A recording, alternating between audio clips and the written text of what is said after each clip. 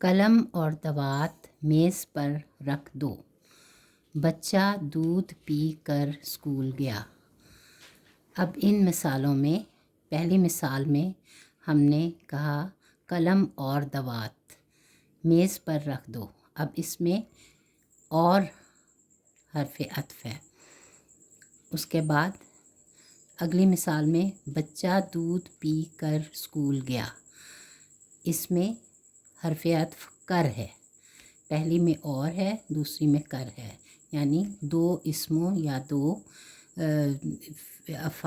افعال کو آپس میں ملانے کے لیے اور جو لفظ ہم استعمال کرتے ہیں وہ حروف عطف کہلاتے ہیں۔ ان دونوں مثالوں میں ہم نے دیکھا کہ پہلی مثال میں اور دوسری میں کر حروف عطف ہیں۔ اس کے علاوہ بھی ہم عام طور پر جو حروف عطف استعمال کرتے ہیں اور واو، بعض دفعہ واو استعمال ہوتا ہے، جیسے قلم و دوات۔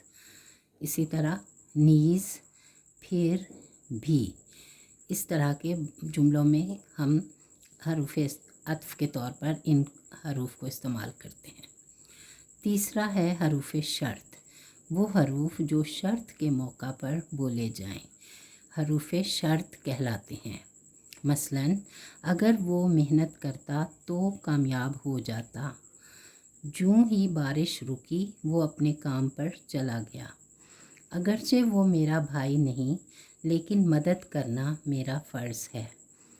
اب ان جملوں میں ہم نے دیکھا کہ ہم نے استعمال کیے حروف شرط، اگرچہ، اگر، جوں ہی، یہ حروف شرط ہیں، یعنی اس میں ایک شرط ہوتی ہے کہ اگر ایسا ہوا تو ہوگا ایسا۔ جوں ہی بارش رکی وہ اپنے کام پر چلا گیا، یعنی دو جملے ہیں۔ اگر وہ محنت کرتا ایک حصہ، دوسرا حصہ ہے تو کامیاب ہو جاتا۔ اسی طرح اگلے حصے میں جوں ہی بارش رکی، یہ پہلا حصہ، دوسرا حصہ ہے وہ اپنے کام پر چلا گیا۔ تیسری مثال میں اگرچہ وہ میرا بھائی نہیں لیکن مدد کرنا میرا فرض ہے۔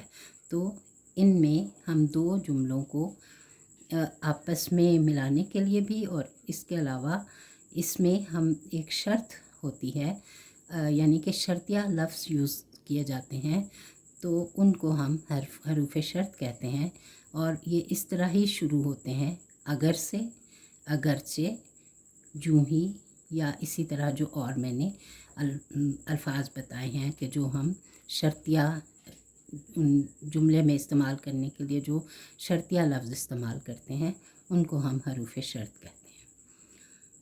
آگے ہے حروف ندا، وہ حروف جو کسی کو پکارنے کے لیے استعمال ہوں، آواز دینے کے لیے، کسی کو اپنے پاس بلانے کے لیے استعمال کرتے ہیں جو الفاظ، ان کو ہم حروف ندا، ندا کا مطلب آواز، استعمال کرتے ہیں، ان کو ہم حروف ندا کہتے ہیں۔ ارے، او، اجی وغیرہ یہ سب حروف ندا ہیں۔ ہم نے کسی کو بلانا ہو اپنے پاس یا کوئی بات کرنی ہو، او، کبھی ارے کا استعمال کرتے ہیں، کبھی اجی وغیرہ، ایسے حروف کو ہم حروف ندا کہتے ہیں۔